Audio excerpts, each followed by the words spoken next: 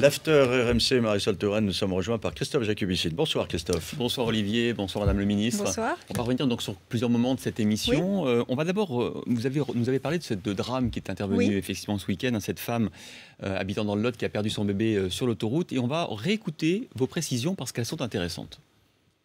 Il y a beaucoup de questions autour de cette affaire. Et donc moi, je ne veux pas apporter de réponse, disons, trop rapidement. Cette femme qui avait manifestement une grossesse à risque, a-t-elle été prise en charge dans les bonnes conditions? Cet enfant était très prématuré et de très petite taille, et donc, la maternité de Brive n'était pas la plus proche du domicile des parents. Et qu'est-ce que vous voulez dire exactement? Vous mettez en cause le diagnostic du gynécologue ou c'est quoi À ce stade, je ne mets en cause personne, ni quoi que ce soit. Je n'ai pas les éléments de l'enquête qui a été demandée, qui se déroule depuis hier, qui s'est poursuivi aujourd'hui et qui sans doute se poursuivra encore dans la journée de demain, peut-être davantage. Ce que je dis, c'est que la situation de cette dame est peut-être moins simple qu'il n'y paraît.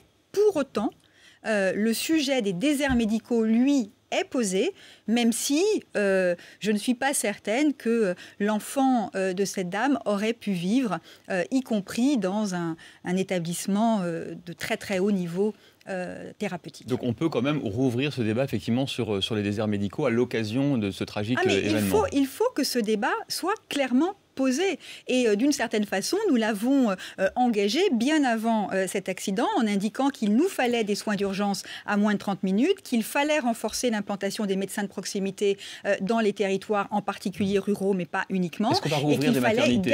Est-ce qu'on va rouvrir des maternités? Au jour à l'heure à laquelle nous parlons, moi je ne suis saisie d'aucune demande d'ouverture de maternité. S'il faut regarder la façon dont sont répartis les établissements sur le territoire, on peut le faire, mais honnêtement aujourd'hui, l'enjeu c'est d'arriver à articuler des établissements de santé avec des soins d'urgence lorsque c'est nécessaire. Alors avant de parler des médecins libéraux et de l'encadrement éventuel, des dépassements d'honoraires, restons sur l'hôpital justement. Vous avez une phrase qui était importante tout à l'heure, vous avez dit « Il n'est pas tolérable de payer plus cher pour avoir un rendez-vous plus vite à l'hôpital ». Tous les Français savent aujourd'hui qu'effectivement, pour avoir un rendez-vous plus vite, il faut souvent payer plus cher. Ça n'est pas acceptable. Je tiens à le dire, ça n'est pas le cas dans tous les hôpitaux ou dans tous les services hospitaliers. Là où c'est le cas, ça n'est pas acceptable. Et c'est la raison. Il faut redéfinir des règles de fonctionnement, non seulement les rappeler, mais repréciser des règles de fonctionnement. La mission que j'ai confiée à Dominique Leroy, les appliquer et les repréciser, sans doute de façon plus précise.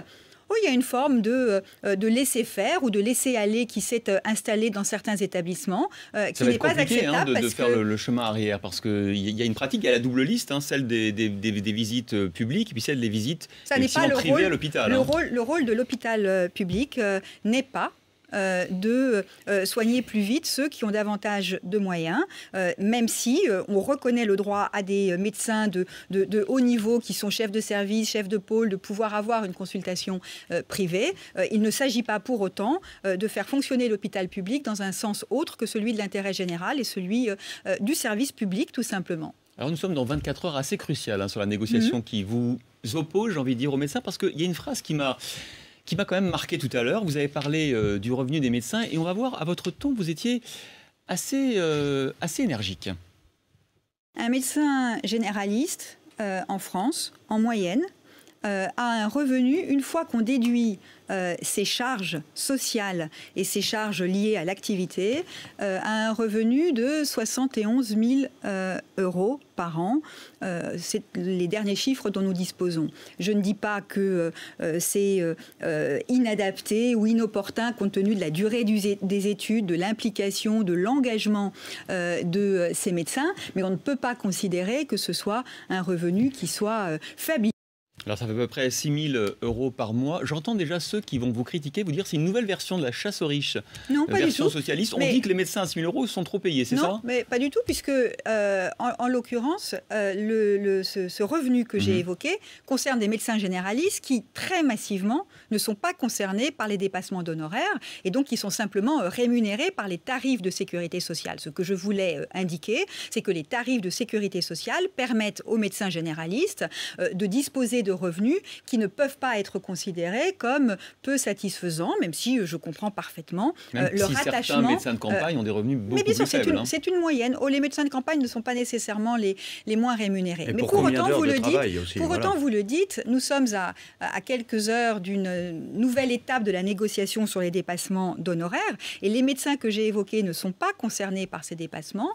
Il y a dans notre pays des dépassements qui sont à un niveau acceptable, supportable, et il y a des dépassements qui sont excessifs, insupportables. Ces dépassements-là, il s'agit de fixer clairement, de dire clairement qu'au-delà d'un certain seuil, des sanctions doivent être appliquées. De plafond, vous allez instaurer un plafond. On parle de 70 € par exemple de dépassement maximum. Il s'agit de plafonner. La discussion qui va reprendre demain va aboutir, je l'espère, à un accord.